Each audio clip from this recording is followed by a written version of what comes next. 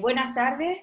Quiero darles las gracias a todos por estar otra vez, otra tarde de ciencia, otra tarde de astronomía, otra tarde de Starlight, que como saben hemos compartido esto en un momento en el cual compartir, diríamos, bien momentos y experiencias, conocimiento que todos tienen, bien de astronomía, bien de astroturismo, bien sobre el tema de contaminación lumínica. Nace como un foro que surge, yo para los que se han incorporado hoy por primera vez y no han estado en los anteriores, nace desde Aliaga, con un poco la idea de que los monitores se comuniquen entre sí, y yo les propuse por qué en vez de hacerlo solo para los monitores de aquí, por qué no lo extrapolamos y lo hacemos para toda la familia Starlight. Así como emerge o nació la idea de hacer el Festival Starlight, que hemos hecho durante 3 semanas intensivas, 2 charlas diarias, y ahora ya que empezamos a la desescalada y empezamos ya con una actividad un poquito más rutinaria, lo estamos haciendo cada jueves. Yo les agradezco por eso muchísimo, que sigan asistiendo, que sigan participando, que sepan que tenemos hasta mediados de junio ponentes propuestos, así que esto promete mucho. Yo hoy quiero darles las gracias infinitas a Ángel Gómez Roldán y a Quique Navarro, que van a estar con nosotros. Son dos temas muy diferentes, pero todos muy relacionados con lo mismo, ¿no? Ángel, como todos saben, es un editor de una de las revistas más importantes también, por no decir la que más, yo diría la que más, de astronomía del país, que además que se vende en kioscos, ¿no? Acerca de la ciencia de alta divulgación, de alto nivel, diríamos, al público general. Y bueno, también tenemos con Ángel un acuerdo y nos permite publicar en su revista cada mes un articulito también de Starlight, haciendo siempre dedicado a algún destino, alguna reserva, algún curso, algún alojamiento. Y bueno, para nosotros también es una ventana al mundo astrónomo, de astronomía amateur y profesional. Ángel además un gran comunicador, un gran divulgador, es de los, no hay tantos periodistas, diríamos, científicos y menos especializados en astronomía, y él lo es, y aparte de todo es un gran colaborador de Starlight desde hace muchísimos años, y por eso yo le quiero agradecer que esté hoy aquí, porque nos va a contar algo muy, muy curioso, que es cómo la contaminación ha estado y sigue estando reflejada en los medios de comunicación de los cuales él es experto. Entonces, Ángel, me callo, adelante, todo es tuyo, cuando quieras. Muy bien, muchas gracias, Toñi. Pues, y gracias a la Fundación por permitirme compartir un ratito con vosotros, ¿no? Bueno, esta charla realmente es una especie de adaptación de la que di en el último encuentro que tuvimos en Menorca, y ya recordamos antes, hace tanto tiempo, ¿no? Fíjate, parece que ha pasado un siglo desde entonces, ¿no? Pero bueno, vamos a empezar, a ver... ¿cómo pasa? Aquí, esto es. Bien. Todos nosotros somos muy conscientes del problema de la contaminación lumínica. Somos muy conscientes de ello. Bueno, en esta imagen que os pongo aquí, pues veis cómo crece la contaminación lumínica de una manera tremenda en Europa de un año, pasados unos pocos años. Pero, ¿cuál es realmente la repercusión que tiene la contaminación lumínica en nuestra sociedad? En nuestra sociedad actual, las cosas que no son noticia o que son noticiables no aparecen en los medios. Por lo tanto, lo que tenemos que intentar para dar a conocer el gran problema de la contaminación lumínica, es tener repercusión, la mayor cantidad de repercusión posible. Esto creo que es el detalle fundamental con el que nos enfrentamos a la hora de tratar el problema de la contaminación lumínica. Para medir la repercusión podemos utilizar de manera un tanto simplista, pues un motor de búsqueda, ¿no? Si nos ponemos a investigar en los medios de comunicación cuántas veces aparece la palabra o los términos contaminación lumínica, es un poco difícil de cuantificar. Así que de una manera, como digo, un tanto simplista, pues he utilizado un motor de búsqueda como es Google para saber de qué hablamos cuantitativamente al mencionar la palabra o la expresión contaminación lumínica, o light pollution en inglés. En inglés aparecen pues hasta 287 millones de resultados relacionados con contaminación lumínica. Si utilizamos la expresión en castellano, vemos que el número desciende enormemente. Es apenas menos de 2 millones de resultados, ¿no? Pero si ponemos esto en contexto de qué es lo que busca la gente cuando pide información a Google, nos encontramos que la palabra más buscada y más como que arroja mayor número de resultados es deporte, en inglés, sport. Casi 20.000 millones de resultados. O sea, es una cantidad impresionante. por eso mismo, el hecho de contaminación lumínica, pues comparado deporte con contaminación lumínica, si ponemos deporte en castellano en Google, que no he puesto aquí en la transparencia, aparece aproximadamente casi unos 2.000 millones de resultados, que también es muy, muy relevante. Es decir, que el deporte en principio interesa a la hora de buscar la repercusión cuantitativa en un buscador como Google casi 1000 veces más que contaminación lumínica. Si vemos los otros tipos de contaminación, que son también muy patentes, vemos que también utilizando de nuevo este método tan simplista de buscarlo en Google, vemos que nos arroja pues casi 5 millones de resultados la contaminación acústica, la contaminación atmosférica más todavía, 10 millones de resultados, y la contaminación del agua es la más relevante, me parece, con casi 50 millones de resultados. Si comparamos estos resultados con los que nos ha aportado esta pequeña búsqueda de compararlo con contaminación lumínica, que es apenas 1.800.000, vemos que la contaminación lumínica tiene muy poca repercusión. Por lo tanto, lo que, como insistí al principio, lo que no es noticia, lo que no es noticiable, no se conoce. Y para dar a conocer el problema de la contaminación lumínica tenemos que intentar buscar repercusión, como podría ser esta portada, no de un periódico imaginario, que algún día apareciésemos o que apareciese el problema de la contaminación lumínica en portada. Esto todavía no ha sido así, pero se va progresando poco a poco. De hecho, la primera aparición, o al menos que ya haya podido encontrar en los medios de comunicación clásicos, como puede ser la prensa, sobre contaminación lumínica fue hace ya bastante tiempo, en el año 1971, en un reportaje en el New York Times en el que mencionaba, bueno, y lo señalo un poco aquí, en el titular, que la contaminación lumínica debido al crecimiento de la ciudad de Tucson amenaza la capital de la astronomía del mundo, que es el observatorio de Kitt Peak, que en esta imagen, una imagen tomada recientemente en la que se aprecia, a pesar de estar situado a bastantes kilómetros de la ciudad de Tucson, como la contaminación lumínica afecta ya grandemente al observatorio. Es decir, que hace ya pues casi 50 años ya empezaba a verse la importancia de la contaminación lumínica, cómo afectaba la contaminación lumínica, quiero decir. A principios de este siglo ya veíamos que en diversos medios de comunicación empezaba a reflejarse también en la preocupación sobre el crecimiento de la contaminación lumínica. De hecho, es lo que figura en el titular, ¿no? Crecen las preocupaciones sobre la contaminación lumínica.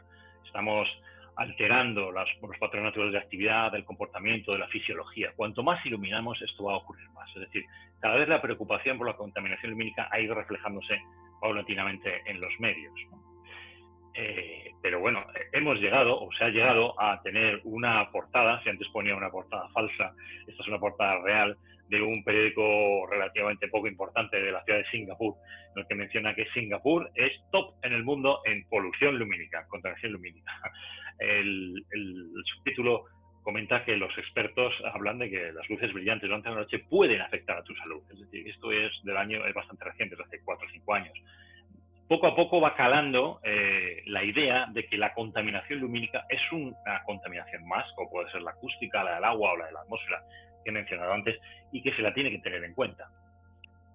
Hay un periódico inglés muy importante en los medios, como medio digital, Independent, en el que ya comenta de manera habitual cómo el efecto de la contaminación lumínica es patente en muchas cosas, ¿no? Pues puede causar problemas de salud, crece a una tasa alarmante, impide que 1/3 de la población del mundo pueda ver la Vía Láctea, la contaminación lumínica, y luego, por supuesto, los efectos medioambientales, ¿no? Las biosferas, que puede afectar a distraer las polillas para que polinizan las plantas o que afecta a los rituales de apareamiento de algunos pájaros cantores.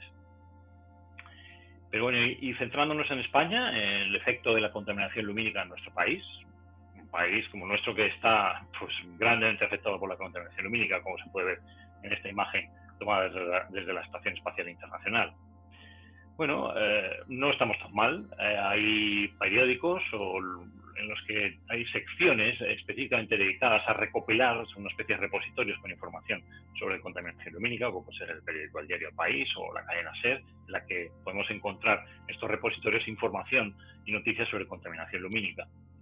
Uno de los actores más importantes en poder aumentar la repercusión en los medios de la contaminación lumínica son las agrupaciones astronómicas de aficionados.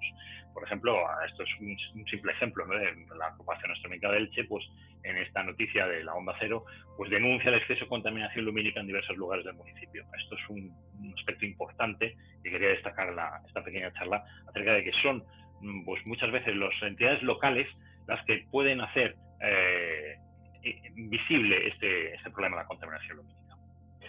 En cuanto a otros medios en España, pues bueno, una revista de divulgación, la más importante que tenemos y una gran penetración en la sociedad, que puede ser muy interesante, refleja de manera habitual pues el problema de la contaminación lumínica en sus contenidos. La contaminación aumenta el riesgo del Alzheimer, de nuevo el derecho a ver las estrellas, algo de lo que la Fundación Starlight lucha tanto. En la televisión, que es el medio de comunicación por excelencia, pues también poco a poco han ido apareciendo de una manera relativamente reciente pues contenidos acerca de contaminación lumínica, insistiendo además en el aspecto del, como dice aquí en este reportaje de la 2, los perjuicios de la contaminación lumínica. La contaminación ya de por sí es un término con connotaciones negativas, como es evidente, pero se insiste en la cuestión de los perjuicios. Este es un reportaje que se realizó pues a nuestro compañero Pera Orts. Hay que insistir en el aspecto de la repercusión en lo que se denomina los titulares gancho, o temas que puedan llamar la atención del público al leer la noticia y que pueda asociar la contaminación lumínica con no algo que pueda uno idear que solamente le preocupa a los astrónomos o a los que nos gusta mirar las estrellas, sino que tiene repercusiones directas al bolsillo ciudadano. Por eso mismo, cuando se apela al dinero, a los presupuestos, muchas veces se consiguen muchas cosas, ¿no? Por ejemplo, esta noticia de un corte de La Sexta, en la que menciona que España es el país con más contaminación lumínica de la Unión Europea. Gastamos una enorme cantidad de dinero, 1.000 millones, en alumbrado público, ¿no? En Radio Televisión Española también hubo un reportaje de una manera reciente que se puede encontrar. Este tipo de reportajes en los repositorios de las cadenas de televisión en Internet se pueden encontrar y se pueden compartir, con lo cual, bueno, pues contribuimos un poco a difundir la repercusión. Os hablaba de los titulares gancho, ¿no? Pues, por ejemplo, estos dos que me saco aquí del diario El País o del Confidencial.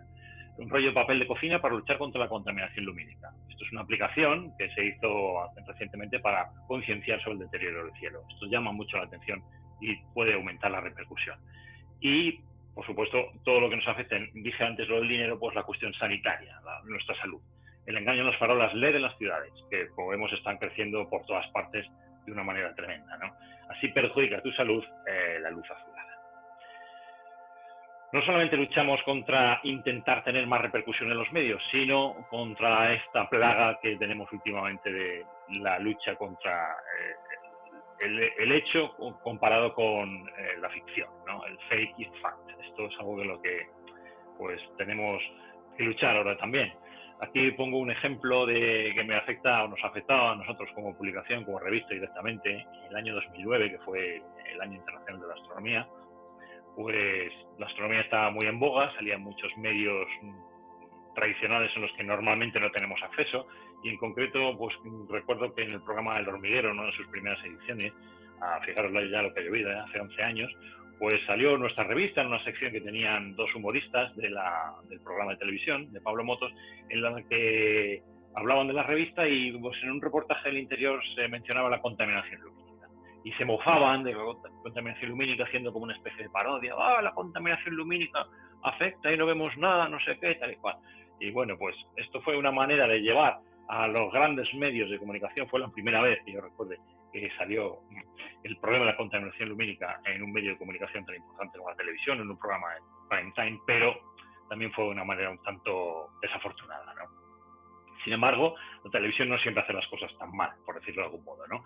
Este es un episodio delicioso de la serie de Los Simpson, Perdonad, señor del cielo, Excuse me while I miss the sky, en inglés, en el que, bueno, se emitió hace ya bastante tiempo, pero todavía se puede encontrar fácilmente, en la que es un episodio íntegramente dedicado además con un enfoque muy correcto, del efecto de la contaminación lumínica en los medios, la corrupción política y social que puede impedir disfrutar de las estrellas con Lisa viendo el cielo con su telescopio, ¿no? Hay veces que uno se desespera intentando aumentar esta repercusión de la de la contaminación lumínica en los medios, y lo que vemos es que muchas veces en los medios se quedan con la superficialidad de la noticia, ¿no? Como puede ser, pues siempre que hay las fiestas de Navidad, pues se pelean las ciudades en a ver quién pone más luces, ¿no? Vigo comienza a instalar las luces de Navidad en pleno verano y menciona en la entradilla fiesta grandiosa.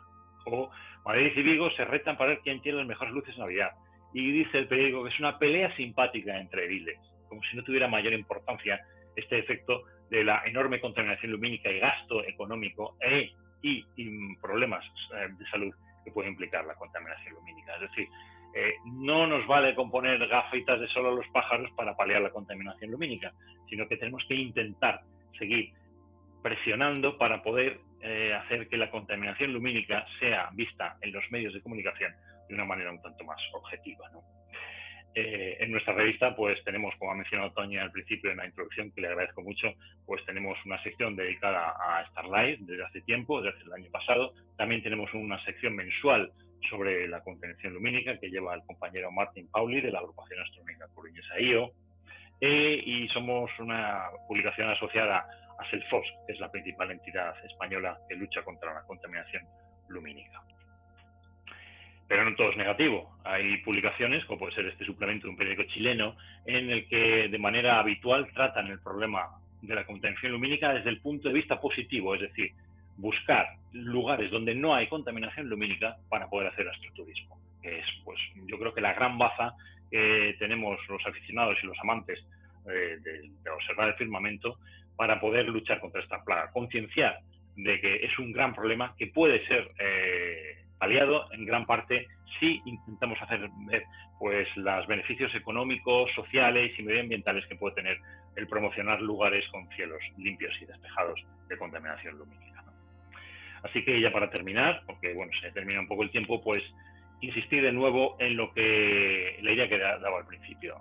Tenemos que seguir trabajando, como en esta imagen final que pongo de una persona midiendo la contaminación lumínica en una gran ciudad. Tenemos que seguir trabajando para poder paliar la contaminación lumínica, pero sobre todo tenemos que seguir insistiendo en buscar la repercusión de la contaminación lumínica en los medios, porque lo que no es noticia o lo que no es noticiable no se conoce por el gran público.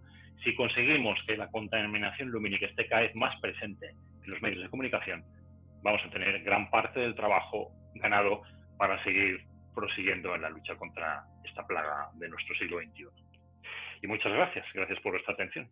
Ahora lo que todos, bueno, te están felicitando, genial, muy bien, gracias Ángel. Si alguno quiere hacer una pregunta a través del chat o quiere quitarse el modo silencio y preguntarle, es el momento. Ángel, la verdad que una de las cosas que yo me pregunto es verdad que hay una determinada prensa que se interesa, que pregunta, pero mi experiencia es que en general, cuando salimos en los medios es porque son los mismos medios. O sea, ¿cómo accedemos nosotros a esos medios para que nos escuchen? Porque nosotros normalmente, te lo digo bajo la experiencia de fundación, bueno, quizás al ser una fundación dedicada a lo que nos dedicamos, pues podemos salir más en medios porque nos llaman, les interesa el tema, les atrae, pero ¿cómo podemos conseguir mayor atención en el sentido de impacto? Justo hablar también en positivo de los beneficios que tiene, que es lo que también se está vendiendo a través del astroturismo, ¿no?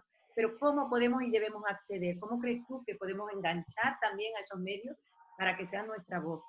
A ver, es una pregunta complicada, porque como he comentado en la charla, pues lo que llama de atención a los medios de comunicación es lo que sea noticia.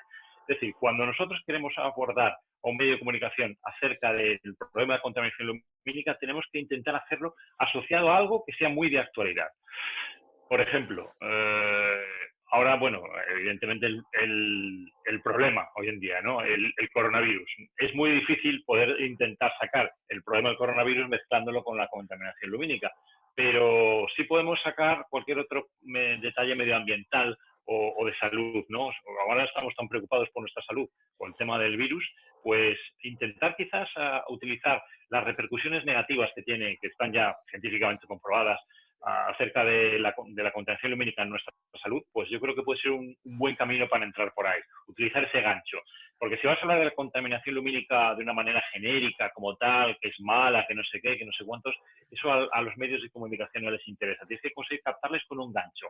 algo que sea interesante, que esté de actualidad, sobre todo de actualidad, porque los medios se nutren de lo que está moviéndose en el momento, y a partir de ahí, pues entonces poder usar ese gancho para meter nuestro mensaje, para intentar dar nuestro mensaje.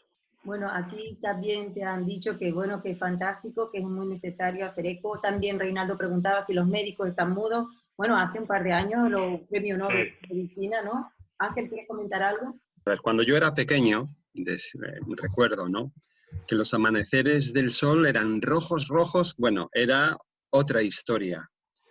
Y recuerdo también cuando era pequeño, me ponía tumbado en el suelo, me ponía a ver el cielo. Bueno, ante todo, yo vivo en Vigo, para que os hagáis una idea. Muy cerquita del aeropuerto de Vigo. Sí. Y cuando era pequeño me tumbaba en el césped, me ponía a ver el cielo y no había un hueco para meter una estrella en el cielo. La sombra que hacía con la Vía Láctea, o sea, cuando no había luna ninguna, proyectaba sombra con las luces de las estrellas de la Vía Láctea, proyectaba sombra en el suelo como si fuera luna llena. Sí, una pasada. Sí, claro.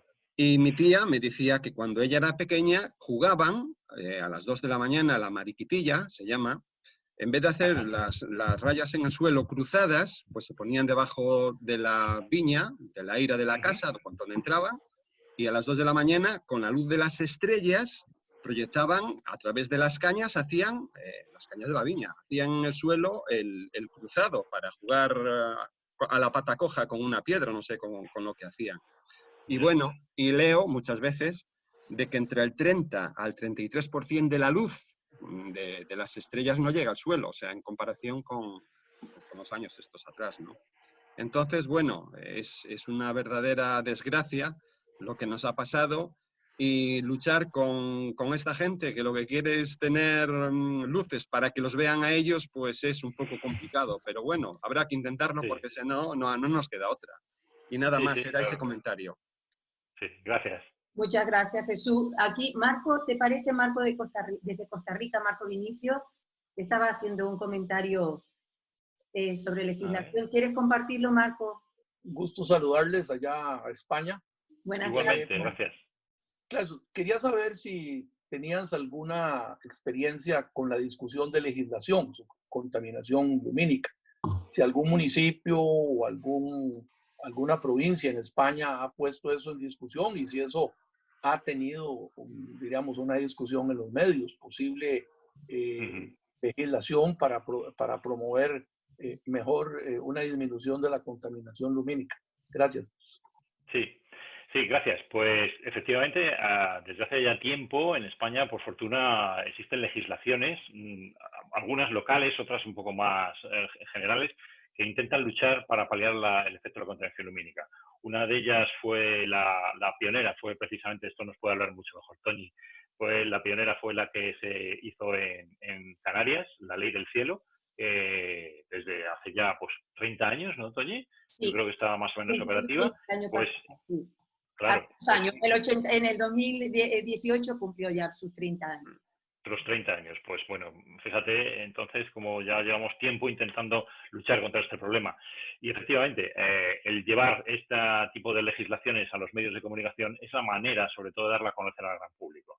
Es decir, que ellos puedan saber, que el público, el ciudadano, esté informado de que existe una legislación que protege el medio ambiente y al ciudadano en sí contra el efecto de la contaminación lumínica. Así que sí, se está trabajando en ello, y yo creo que es la dirección correcta. Todo esto va muy despacio, pero yo creo que vamos progresando. Gracias.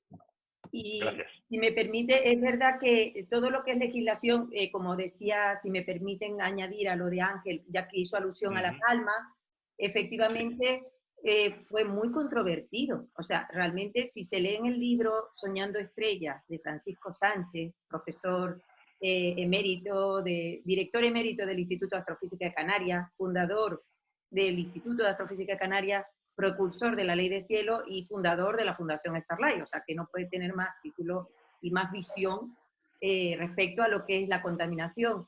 Y efectivamente no se entendía, y además yo lo viví, yo terminé mi carrera bueno, no lo voy a decir cuándo, pero yo viví esos años, y, y era estudiante, era astrónoma residente, era como, fue un papel, bueno, además lo creó él, precisamente el que quiso crear un cuerpo de investigadores para hacer la tesis doctoral, similar al médico residente, y creó la figura de astrónomo residente. Yo era una astrónoma residente, y me acuerdo que en La Palma se nos veía muy mal. De hecho, es más, ahí es verdad que somos los primeros muchas veces medioambientalistas, ecologistas, pero nos cuidaban de contaminar los acuíferos.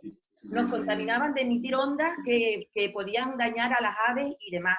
Entonces, todo fue como una confabulación de los medios, aquí, los medios de comunicación, hicieron eco de una mala prensa del astrofísico. O sea, más los políticos que no les interesaba porque una bombilla que parecía menos era un voto menos, y la gente no entendía lo de no alumbrar, y realmente nos vimos muy solos. Y entonces la idea de hacer una ley empezó con la idea, UNESCO ayudó, fue esa idea de decir, señores, hay que dar a la sociedad a entender, así nació Starlight, de que no solo es importante para nosotros los astrónomos que nos quedamos sin empleo, aquí tenemos a Ana, muchos astrofísicos profesionales están en este foro, sabemos que nos quedamos sin nómina, porque de eso vivimos. Era necesario que la sociedad fuera consciente de esa repercusión, pero además, aunque nuestras lámparas no hubieran sido, porque todo se ha confabulado a favor, lo malo para las estrellas, para los astrofísicos, malo para la biodiversidad, para el medio ambiente, para la salud, podría no ser, de repente las luminarias que nos interesan a los astrofísicos es malo para otra cosa, pero es que todo se ha confabulado. Y por el hecho y el solo disfrute del cielo estrellado deberíamos defenderlo. Y cuando ya entró la idea del cielo como un motor, primero como preservación y conservación en su conjunto, de medio ambiente, de biodiversidad, de salud, y además motor de economía sostenible, que era muy importante, en La Palma se entendía que repercusión económica del cielo oscuro era cobrar una entrada para ir al observatorio. Y queríamos dar a entender que ese no es el beneficio económico, es lo que genera los visitantes que vienen a ver el observatorio. Es la cultura y el poner a La Palma en el foco mundial por investigación y ciencia.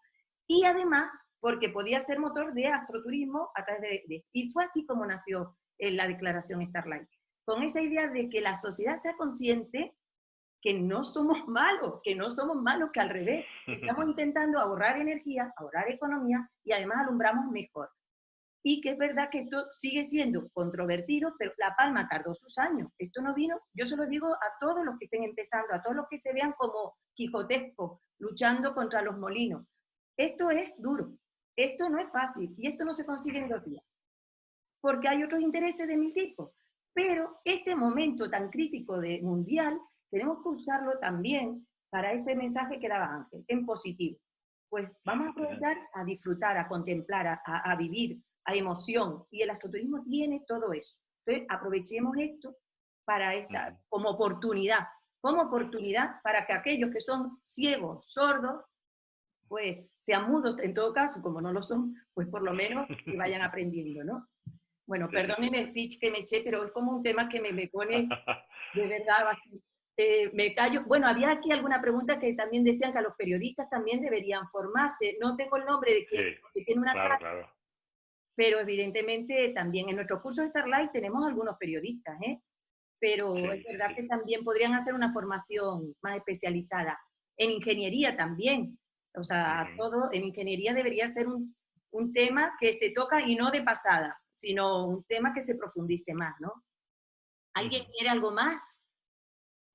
Bueno, hay muchos comentarios, Ángel, que los vas a ver. También aquí, Elena, has dicho... Sí, estoy viendo en el chat, sí. De un dibujo... nada más un comentario, Antonio. Sí. Yo sí creo, y me parece muy importante, con una conclusión, si en algún momento ustedes pudieran hacer un módulo para periodistas de la contaminación lumínica, creo que sería muy interesante hacer un webinar, invitar a algunos periodistas para entender, porque hay que plantearlo de manera positiva, pero hay una información básica. Yo creo, al menos en mi país...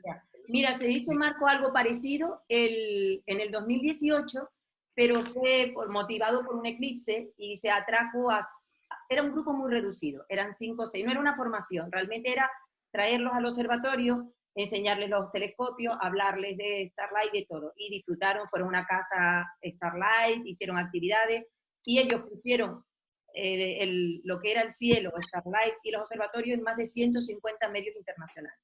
esto en una colaboración con Airbnb era en aquel momento. Tienes razón que los medios tienen mucho impacto. Y esa idea de hacer un curso formativo específico me parece una idea genial. Así que tomamos nota. Esa la tengo. Perfecto. Genial. Muy bien. Bueno, hola, buenas. Toñi, ¿puedo comentar una cosita? Claro, hombre, por Dios, por supuesto, vale. Susana. No, solamente es un poco en la línea que estáis hablando, ¿no? Que parece que los que siempre hablamos de contaminación lumínica, pues somos pues la gente pues que estamos quizá más relacionada directamente con este tema, ¿no? De la astronomía, porque es nuestra pasión o porque pues intentamos también ganarnos un poco la vida, ¿no? Con este tema. Pero bueno, sí que es verdad que poco a poco el mensaje va calando. Pues digamos en el Comité Español, por ejemplo, de Iluminación, donde están los fabricantes, donde hay otras ingenierías potentes mantenedoras, pues poco a poco pues vamos ahí haciendo un poco de labor, ¿no? Yo llevo ya casi 20 años con esto y siempre lo digo, que parece al principio éramos las ovejas negras, nos metíamos en la boca del lobo y ahora es un poco, sigue siendo más o menos parecido, pero bueno, pero mucho menos y de hecho ya hay proyectos bastante pioneros en ese sentido. Y en cuanto a la normativa, pues sí, es lo que decía Ángel, la normativa a nivel estatal ahora mismo, menos mal que está parada, está encima de la mesa y esperemos que por fin nos dejen sentarnos a toda la gente que estamos trabajando en este ámbito, en todos los grupos, ¿no? De trabajo, desde ingenierías, proyectistas, como curiosidad, el borrador que hay ahora mismo encima de la mesa, que estuvo a exposición pública y que al final se paró, estoy hablando del Real Decreto del 1890 que está actualizado, pues bueno, ni participó el Comité Español de Iluminación en él, ni participó el IDAE, ni participó la Red Española de Estudios de Contaminación Lumínica, o sea que no, al final fue algo de Anfalún directamente y bueno, menos mal que se consiguió parar, porque por lo que tengo oído ni siquiera la ministra de Transición sabía de lo que se estaba haciendo, y aquí sí que tengo que dar también las gracias a la iniciativa de la Comunidad de Madrid, que también han impulsado muchas cosas en este sentido. Así que bueno, yo creo que tenemos un respiro y que la próxima normativa esperemos que salga pronto, o por lo menos, aunque tarde un poco más, pero que salga de forma potente y que realmente por una vez por todas no se hable solamente de contaminación lumínica, sino que realmente se ataje el problema. Muchas gracias, Susana, y que así sea. La verdad que ha sido un esfuerzo de muchos y muchos que están trabajando desde esa perspectiva tan dura, que es la parte de proyectos, de alumbrado, de nuevas tecnologías, de convencimiento, ayuntamiento, y esto es un trabajo de muchos y de todos, legislaturistas, astrónomos, y lo bueno que nos hayamos confabulado para intentar mejorar las cosas, pero como todos, desde cada uno su experiencia, no es fácil, ¿no? Y ojalá este Real Decreto se frene y salga como debe salir, Susana, ¿no? Sí, aquí, a ver, ojalá. Ojalá. Pues bueno, yo de nuevo gracias, Ángel, te aplaudo en nombre de todos, bienvenido y esperemos que podamos hacer doblete o triplete y seguir escuchándote en más ocasiones. Pues yo voy a dar paso. Gracias. Gracias, Ángel, muchas gracias. Gracias. Ahora voy a dar paso a Quique Navarro, decir que es uno de nuestros guías de Starlight, y yo quiero también destacar que, bueno, es uno de los, yo a veces digo, se me quedan las palabras cortas muchas veces para presentarles a ustedes, pero yo diría que es un artista, o sea, es un astrofotógrafo, nos va a hablar precisamente de lo que más conoce y domina, pero somos otros campos, nos va a hacer un poco de introducción, ¿no?, a la astrofotografía y al paisaje de la fotografía nocturna.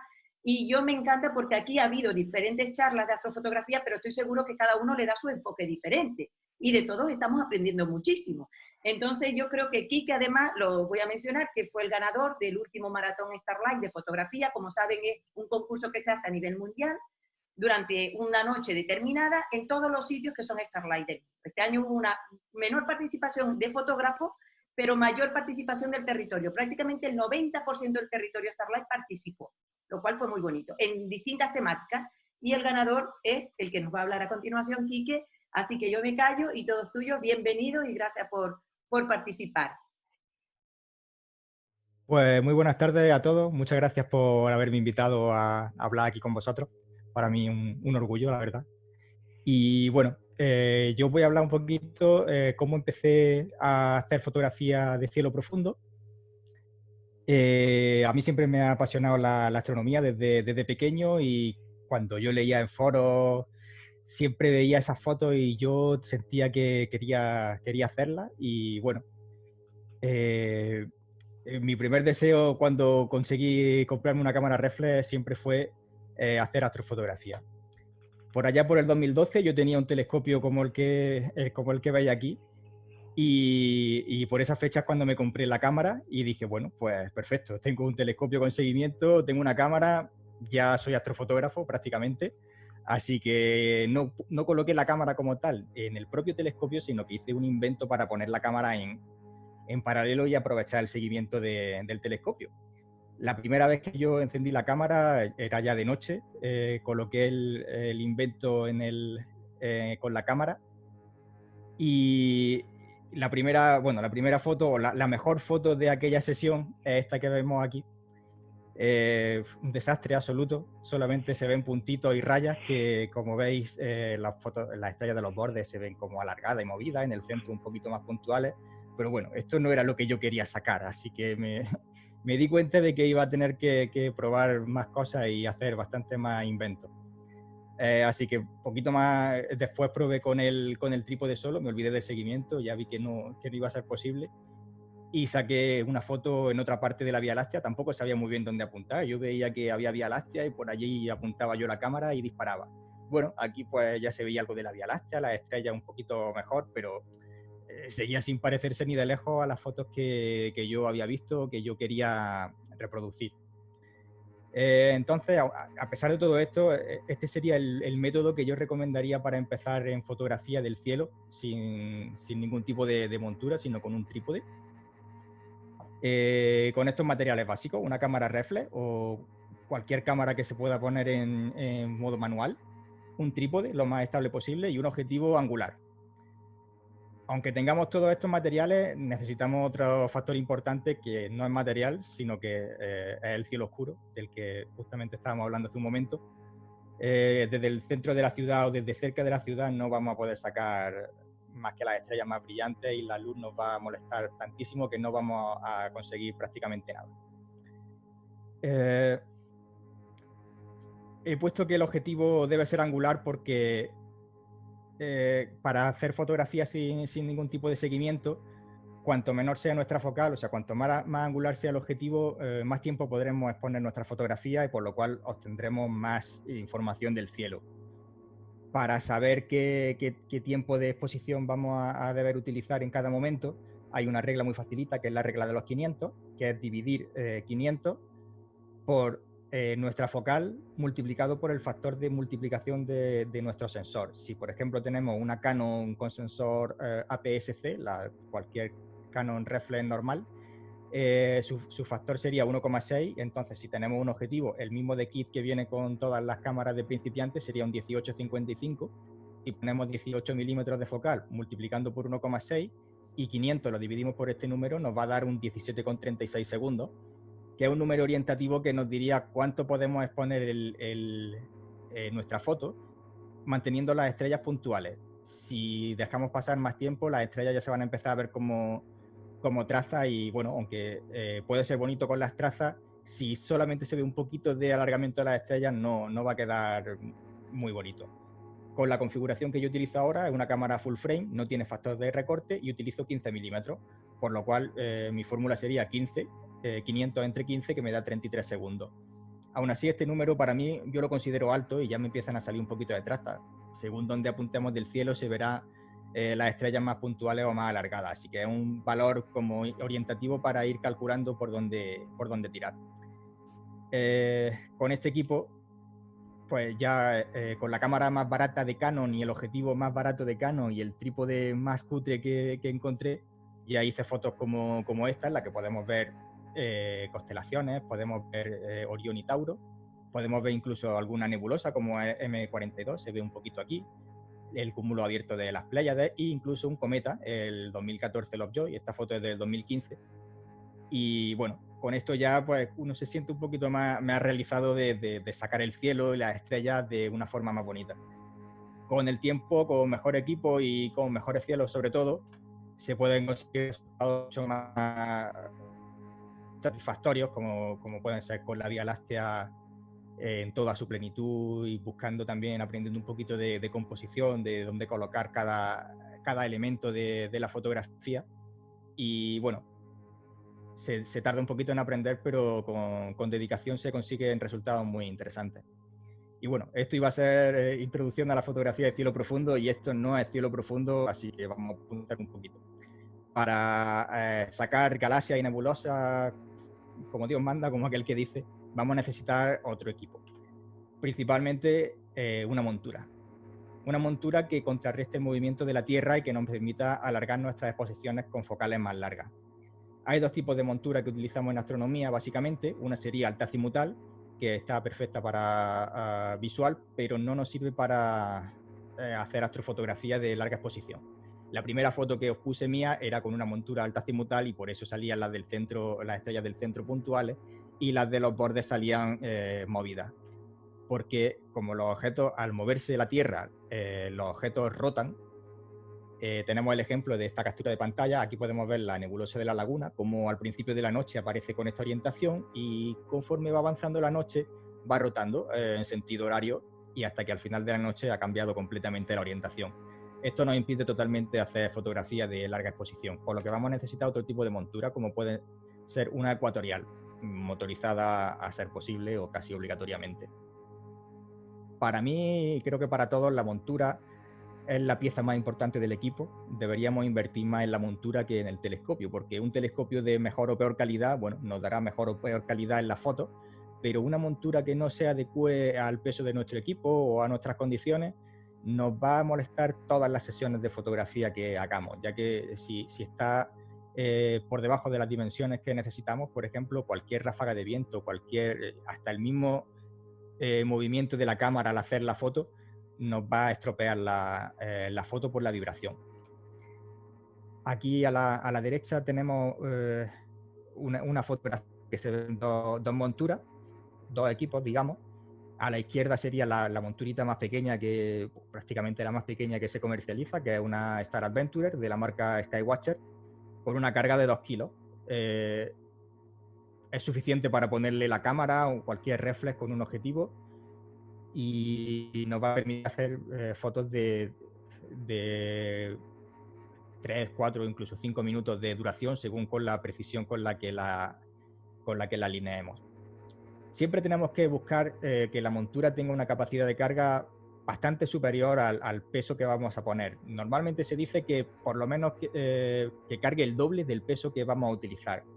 Si esta montura carga 2 kilos, si nos pasamos de 1 kilo, iremos teniendo cada vez más dificultades para que la montura funcione bien a la hora de hacer fotografía. Y no solamente el telescopio, la montura, la cámara, sino también el sistema de autoguiado o cualquier añadido que le pongamos a nuestro equipo. Estas monturas necesitan una puesta en estación precisa. Cuanta más precisión pongamos, mejor será nuestro seguimiento. Eso implica nivelarlas, ponerlas a buen nivel con un nivel de burbuja, equilibrar la montura con estos contrapesos que se ven aquí, por ejemplo este negro de aquí, o estas pesas de 5 kilos cada una, para equilibrar este eje, y también el equilibrado del otro eje, que la boca del telescopio, digamos, no pese más que el lado trasero de donde está la cámara. Y además la alineación con la polar. La alineación de la polar se hace alineando este eje. Aquí vemos una tapita negra, y aquí no se ve con las fotos, pero había otra tapita que al quitarla, todo esto está hueco por dentro y tiene un telescopio pequeñito con el que apuntaremos a la polar, y tendremos que colocarla en un punto exacto de una diana según donde esté la polar en ese momento. En cuanto a óptica, bueno, aquí podríamos estar también hablando horas, podríamos pelearnos y no acabar nunca, porque cada persona tendrá su opinión, si refractor es mejor, si reflector es mejor, y bueno, yo solamente os voy a dar lo que yo considero que son los pros y los contras de cada uno, y cada persona que pudiera decidir qué le conviene más o qué le interesa más.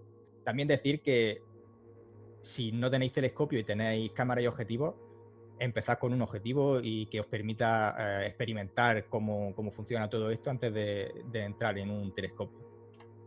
Voy a empezar con el reflector newtoniano.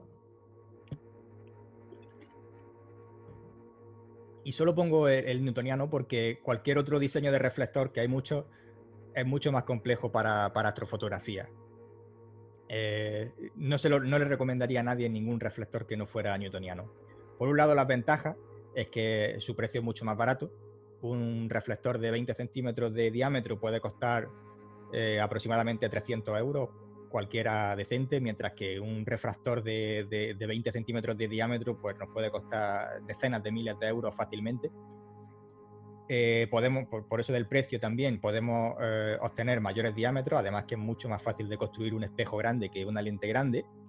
Y bueno, por el diseño las relaciones focales son más cortas, o sea, su número F es más bajo, por lo que en menos tiempo gastaremos más luz, podremos realizar más fotografías en el mismo tiempo. Por otro lado, las contras que vamos a encontrar en nuestros telescopios reflectores sería que pesan más, bastante más, y tienen mayor volumen. Esto implica dos cosas. Por un lado, la montura va a tener que ser mejor. Quizás lo que nos ahorramos del tubo lo vamos a tener que invertir en montura. Y bueno, cualquier ráfaga de viento va a hacer mucho más palanca y nos meterá vibraciones en la foto. Tened en cuenta que si estamos haciendo una sesión y el equipo está muy al límite de peso, quizás de 30 fotos tengamos que tirar 10, 15, 20 o 25 si las fotos no están correctamente sacadas porque las estrellas se hayan movido, estén más gordas o movidas. También la espalda va a sufrir más si tenemos que estar cargando un tubo de 10 o 12 kilos que si tenemos que cargar un refractor pequeñito de 3, 4 o 5 kilos. Por otro lado, requieren un poquito de mantenimiento, que sería bueno, la colimación que realmente a mucha gente le asusta, pero simplemente a poner un aparatito láser que nos ayudará a alinear el tren óptico, todos los espejos, para que el punto focal esté perfectamente alineado, y la limpieza de espejos, que bueno, se hace cada varios años y aunque sea un poquito engorroso desmontar los espejos para limpiarlos, no es una cosa que nos tenga que preocupar en un principio. Todos los sistemas ópticos tienen aberraciones o fallos en la óptica. Este tipo de reflectores tiene una aberración que se llama de coma, que es que las estrellas que estén cerca de los bordes van a salir como un poquito puntiagudas, como en forma de coma, cosa que se puede corregir con una pequeña lente que se coloca delante de la cámara que se llama corrector de coma. Por otro lado, necesitaría tiempo para aclimatarse, para que la temperatura tanto del espejo como de todo el sistema metálico que forma el telescopio se ponga a la misma temperatura del ambiente. Eso hará que los materiales que se hayan dilatado o contraído estén en posición correcta y esas flexiones no nos provoquen que la definición sea incorrecta. Por otra parte, uno de los peores contras que tienen las flexiones en el tren óptico, por el diseño que tiene este telescopio, la cámara va a estar puesta en el enfocador que va a estar perpendicular al tubo. Si nuestro enfocador no es muy robusto y sólido, es posible que cualquier mínimo movimiento de micras en el tubo, en todo el tren óptico, nos provoque que la imagen no sea correcta. Y por otra parte, creo que el único que no se puede corregir de ninguna forma es que los reflectores tienen algo menos de definición y de contraste, precisamente por este diseño en el que tienen un espejo secundario en la boca del tubo que va a provocar una obstrucción superior al 30% en todos los casos. Eso va a provocar que entre un poquito menos de luz y bueno, un poquito menos de definición. Por otro lado, tendríamos los refractores, que como ventajas tienen, pues el contrario que el reflector, menor peso y menor volumen, lo que nos va a ayudar a utilizar una montura más pequeña o un guiado más preciso. Mayor contraste y definición porque no tienen ninguna obstrucción central, toda la luz que entre en el tubo va a ir directa a la cámara. No tienen mantenimiento, salvo que alguna vez queráis limpiar la lente frontal y poco más, y no necesitan prácticamente ninguna aclimatación, casi que los podéis sacar de donde lo tengáis guardado y poneros a hacer fotos. Como inconveniente, bueno, pues mayor precio. Normalmente yo recomendaría empezar con un refractor que no fuera de más de 80 milímetros de diámetro, que suelen ser los más contenidos en precio. Cualquiera que pase ya de 100, 125 milímetros va a subir el precio a miles de euros probablemente. Sus aberraciones son principalmente astigmatismo, que se corrige con otra lente, que sería un aplanador de campo, y la aberración cromática, que se corrige cuando el telescopio tiene lentes del tipo EDO o apocromáticas, que se traduce en más dinero también.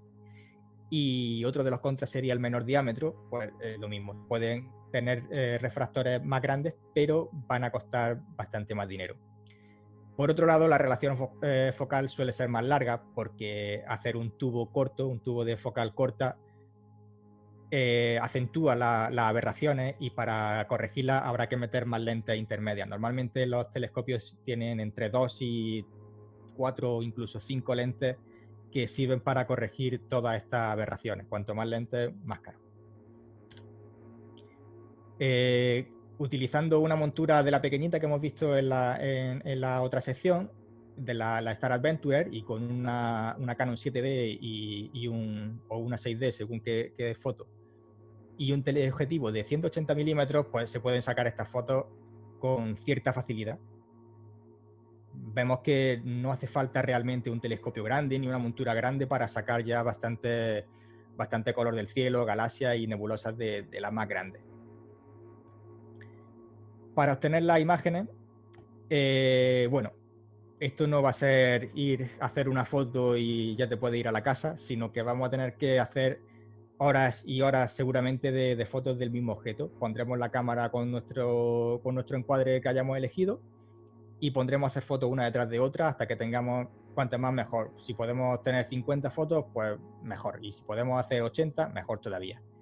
Esto hará que consigamos más definición y más detalle en la fotografía final una vez que apilemos todos esos datos, y que tengamos menos ruido, que será lo que el ruido va a ser lo que nos traiga de cabeza siempre con este tipo de fotografía.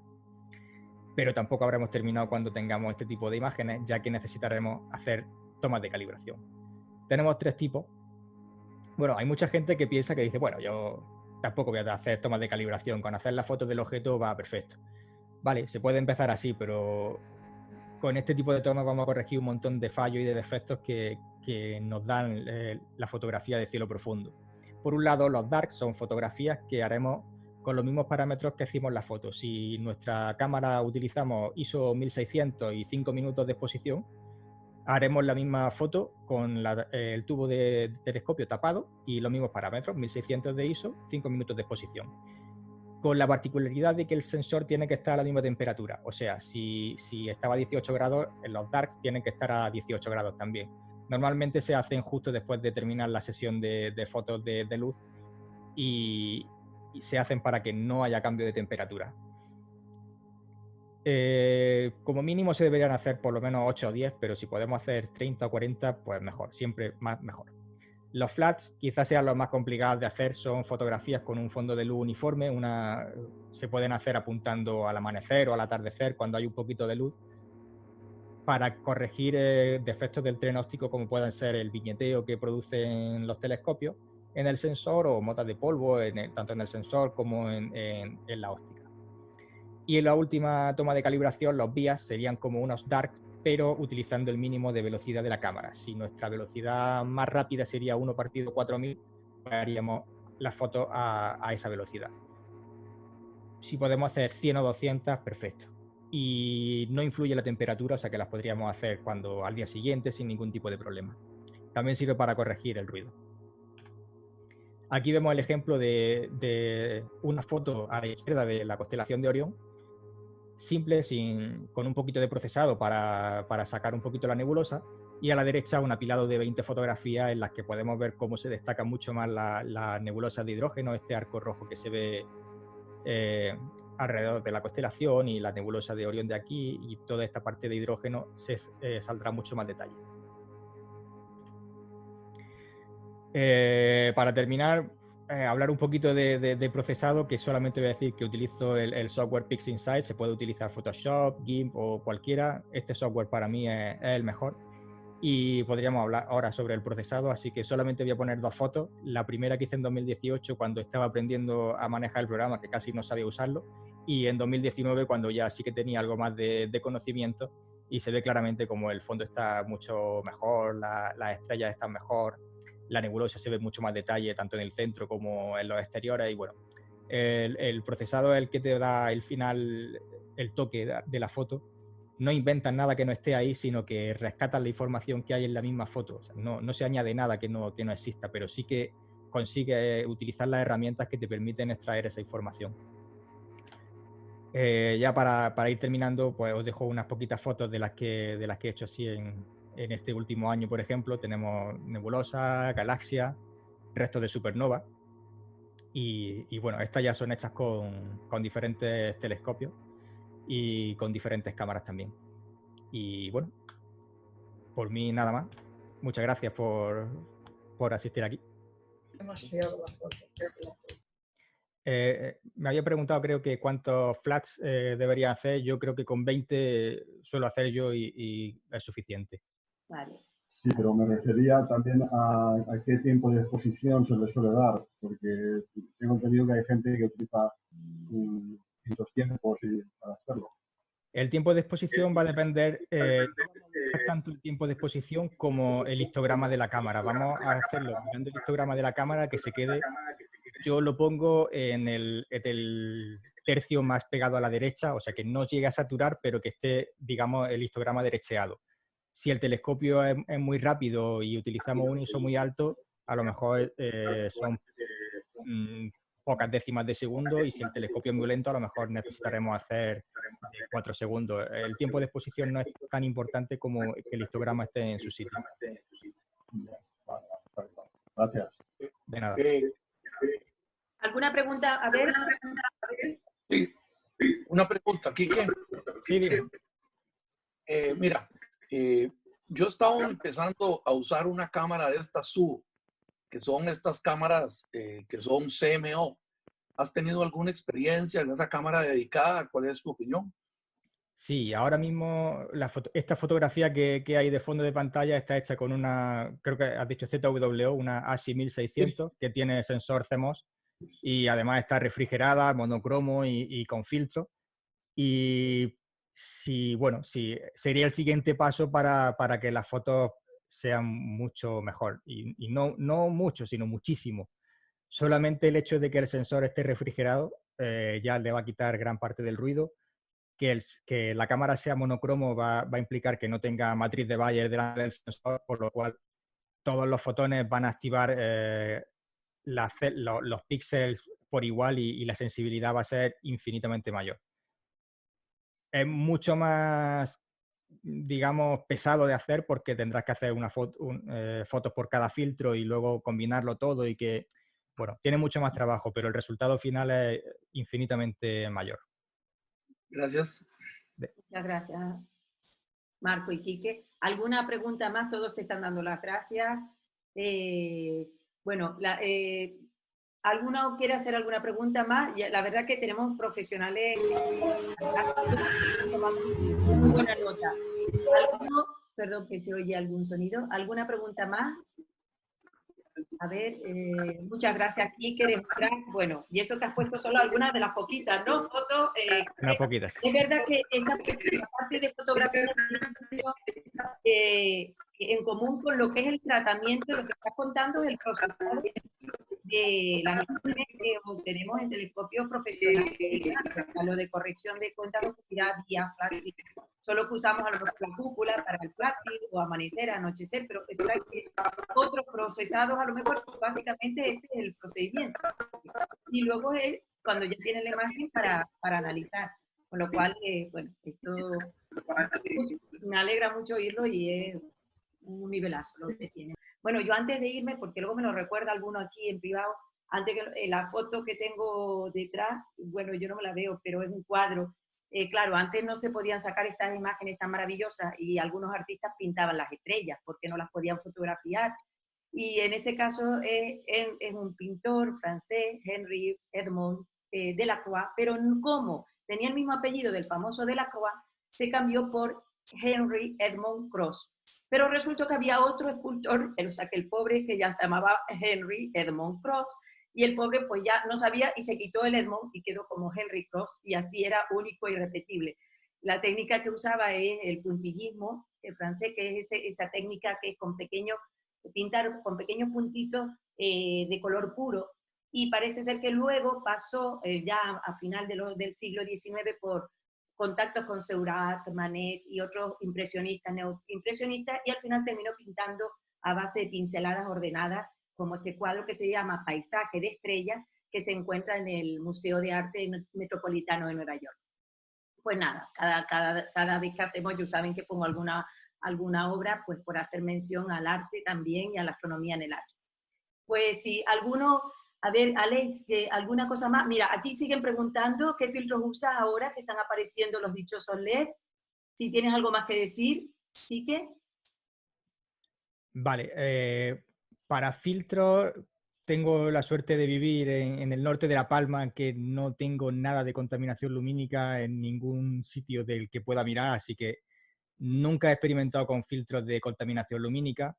Esta foto de fondo de pantalla está hecha con un filtro de hidrógeno. Si utilizáis filtros de banda estrecha como el hidrógeno, no necesitaréis ningún filtro porque incluso se puede hacer con la luna llena, filtra todo el tipo de luz que haya.